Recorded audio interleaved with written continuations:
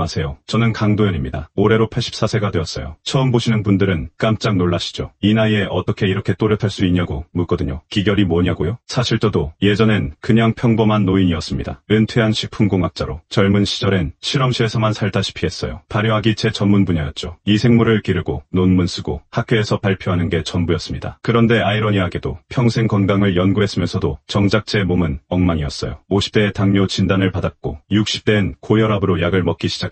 체중은 계속 늘어나고 잠은 잘 안 오고 소화도 안 되고 전형적인 불건강한 노인이었습니다. 그런데 70살 생일에 제 인생이 바뀌었어요. 오랜 제자가 선물로 전통주 막걸리 한 병을 가져왔는데 그때 한 모금 마셨을 때의 충격을 지금도 잊을 수가 없어요. 시중에서 파는 달콤한 술과는 완전히 달랐거든요. 살아있는 발효균이 혀끝에서 춤추는 듯한 느낌이었죠. 그날부터 매일 저녁 한 잔의 발효주를 마시기 시작했어요. 단순한 습관처럼 보였지만 변화는 정말 놀라웠습니다. 3개월 후엔 혈당 수치가 정상으로 돌아왔어요. 6개월 후엔 혈압약을 끊을 수 있었고요. 1년이 지나자 체중이 10kg이나 줄었고 무엇보다 잠을 깊게 자게 되었어요. 지금은 어떠냐고요? 매주 강당에서 강연을 하고 정원 가꾸기를 즐기며 활기찬 삶을 살고 있습니다. 2시간 내내 서서 강연해도 전혀 피곤하지 않아요. 하지만 중요한 건 아무 술이나 마신 게 아니라는 점이에요. 제대로 만든 전통 발효주, 짧은 유통기한에 인공 첨가물이 없는 진짜 발효주만 마셨거든요. 그 차이를 아는 것이 정말 중요합니다. 수십 년간 연구자로 살면서 또 제 몸으로 직접 경험하면서 깨달은 게 있어요. 발효식품을 꾸준히 즐긴 사람들의 노화 속도가 확연히 느리다는 거예요. 이제부터 그 이야기를 여러분께 들려드리려고 합니다. 제가 처음으로 발효주를 권해드린 분이 바로 박영희 할머니였어요. 당시 76세셨는데 정말 안쓰럽더라고요. 남편 간병을 오랫동안 하시면서 완전히 지쳐버린 상태였거든요. 영희 할머니를 처음 만난 건 동네 약국에서였어요. 소화제랑 변비약을 한아름 사고 계시더라고요. 얼굴이 파랗고 혈색이 하나도 없었어요. 그래서 조심스럽게 말을 걸어봤죠.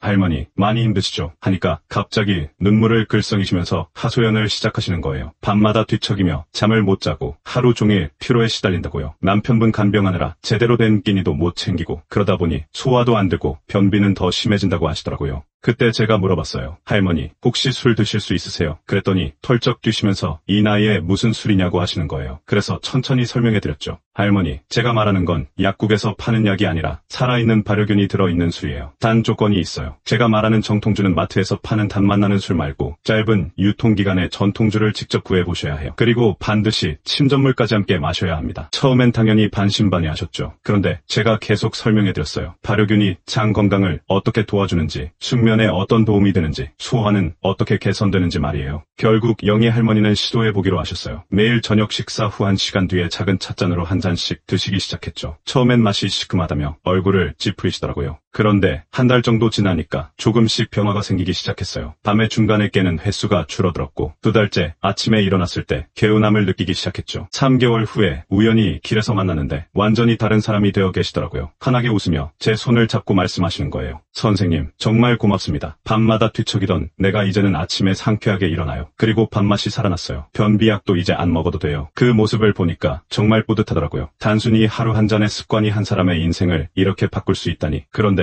모든 사례가 성공적이었던 건 아니에요. 이성우 할아버지 이야기를 해드릴게요. 당시 74세셨는데 제가 영희 할머니에게 해드린 이야기를 어디선가 들으셨나봐요. 어느 날 갑자기 찾아오셔서 그러시더라고요. 선생님, 발효주가 건강에 좋다면서요? 나도 마셔볼 테니 어떤 걸 사면 되는지. 그런데 제가 자세히 설명해드리기도 전에 성급하게 나가시더라고요. 그래서 좀 걱정이 되긴 했어요. 한 달 후쯤에 다시 만났는데 얼굴이 말이 아니었어요. 속쓰림이 심하고 설사를 계속한다는 거예요. 혈당도 오히려 더 올라갔다고 하시더라고요. 그래서 제가 물어봤죠. 할아버지, 혹시 어떤 술을 드셨어요? 그랬더니 대형마트에서 파는 싼 제품을 하루에 2병씩 마셨다는 거예요. 깜짝 놀랐죠. 그건 발효주가 아니라 그냥 단순한 알코올 음료였거든요. 제가 급하게 설명해드렸어요. 할아버지, 진짜 발효주는 유통기한이 짧고 쌀과 누룩과 물만 들어가야 해요. 첨가물로 가득한 술은 오히려 독이 됩니다. 그제야 성우 할아버지가 깨달으시더라고요. 습관을 바꾸는 게 쉽지 않았어요. 이미 단맛에 익숙해져서 진짜 발효주의 시큼한 맛을 받아들이기 어려워하셨거든요. 그래도 끈질기게 설득했죠. 건강이 걸린 문제니까요. 다행히 성우 할아버지는 제 말을 들어주셨어요. 제대로 된 전통주를 구해서 하루 한 잔만 드시기 시작했어요. 처음 일주일은 정말 힘들어 하셨어요. 이게 무슨 맛이냐, 못 마시겠다고 하시면서요. 그런데 신기한 게 한 달이 지나니까 오히려 그 맛을 찾기 시작하시더라고요. 이상하게 이 시큼한 맛이 입에 붙는다 하시면서 말이에요. 2달째부터는 혈당이 안정되기 시작했고 3달 후엔 체중이 눈에 띄게 줄었어요. 성우 할아버지가 제게 한 말이 지금도 기억나요. 선생님, 처음엔 왜 이렇게 복잡하게 하나 싶었는데 이제 알겠어요. 진짜와 가짜의 차이가 이렇게 클 줄 몰랐네요. 잘못된 선택이 얼마나 치명적인지, 그리고 올바른 습관이 어떤 변화를 만드는지 보여주는 완벽한 사례였어요. 이제 여러분이 가장 궁금해하실 부분을 말씀드릴게요. 발효주를 더욱 건강하게 즐기는 방법이에요. 저도 처음엔 그냥 막걸리만 마셔봤는데 시간이 지나면서 여러 가지 조합을 시도해봤거든요. 첫 번째는 꿀이에요. 발효주에 꿀을 한 티스푼 넣어보세요. 처음엔 단순히 맛을 좋게 하려고 했는데 신기하게도 위가 편해지더라고요. 나중에 찾아보니까 꿀이 위벽을 보호해서 소화가 더 원활해진다는 거예요. 특히 위가 예민한 분들께 정말 좋아요. 두 번째는 사과예요. 사과를 갈아서 넣으면 맛도 좋아지고 혈당과 콜레스테롤 조절에 큰 도움이 돼요. 제가 당뇨 관리할 때 이 조합을 많이 써봤는데 정말 효과가 좋았어요. 사과의 펙틴 성분이 발효균과 만나면 시너지 효과가 나는 것 같아요. 세 번째는 계피가루예요. 아주 조금만 넣어야 해요. 너무 많이 넣으면 맛이 강해져서 발효주 본연의 맛을 해치거든요. 계피는 항염 효과가 있어서 몸의 염증을 줄여주고 또 입냄새도 개선해줘요. 특히 잇몸이 약한 분들께 좋아요. 네 번째는 생강이에요. 겨울철에 특히 좋아요. 생강을 아주 조금 갈아서 넣으면 몸이 따뜻해지면서 면역력도 올라가요. 감기 기운이 있을 때 이 조합으로 마시면 다음날 한결 나아지더라고요. 그런데 여기서 중요한 게 있어요. 이런 재료들을 넣을 때도 자연 그대로의 것만 써야 해요. 인공 감미료나 화학 첨가물이 들어간 건 절대 안 돼요. 그런 걸 넣으면 발효균이 죽어버려요. 건강은 단순함에서 온다는 걸 잊지 마세요. 처음엔 하나씩 시도해보시고 본인 몸에 맞는 조합을 찾아가시면 돼요. 저는 계절마다 다르게 마셔요. 봄에는 꿀과 함께, 여름에는 사과와 함께, 가을에는 계피와 함께, 겨울에는 생강과 함께요. 이렇게 하니까 1년 내내 질리지 않고 즐겁게 마실 수 있어요. 마지막으로 가장 중요한 이야기를 해드릴게요. 바로 지속의 힘에 대해서요. 제가 84년을 살면서 깨달은 게 있다면 큰 변화는 작은 습관에서 시작된다는 거예요. 많은 분들이 저에게 물어보세요. 선생님, 얼마나 마셔야 해요? 하루에 몇 잔이면 될까요? 그럴 때마다 제가 강조하는 건 딱 한 가지예요. 많이 마시는 게 아니라 하루 딱 한 잔을 꾸준히 지키는 게 핵심이라는 거죠. 저도 처음엔 욕심이 났어요. 한 잔 마시니까 좋으니까 2잔, 3잔 마셔볼까 싶었거든요. 그런데 그렇게 하니까 오히려 속이 불편하더라고요. 발효주도 결국 알코올이 들어간 음료니까 적당량이 중요해요. 그래서 제가 정한 원칙이 있어요. 매일 저녁 식사 후 1시간 뒤 작은 찻잔으로 딱 한 잔. 이걸 14년째 지키고 있어요. 하루도 빠뜨린 적이 없어요. 여행을 가거나 몸이 아플 때도 마찬가지예요. 가족들의 도움이 컸어요. 처음엔 아내가 걱정했거든요. 매일 술을 마시면 어떻게 하냐고요. 그런데 제가 달라지는 모습을 보고 나서는 응원해주더라고요. 지금은 아내도 함께 마셔요. 부부가 함께 하니까 더 쉽게 습관이 됐어요. 또 하나 중요한 건 인내심이에요. 최소 3개월은 기다려야 효과가 드러나거든요. 요즘 사람들은 너무 빠른 결과를 원해요. 일주일, 한 달 만에 변화가 없으면 포기해버려요. 그런데 우리 몸은 그렇게 급하게 바뀌지 않아요. 저도 처음 3개월은 별다른 변화를 못 느꼈어요. 그래도 계속했죠. 연구자로서의 호기심도 있었고 한 번 시작한 건 끝까지 해보자는 고집도 있었거든요. 그런데 3개월째부터 확실히 느끼기 시작했어요. 몸이 가벼워지는 게 느껴지더라고요.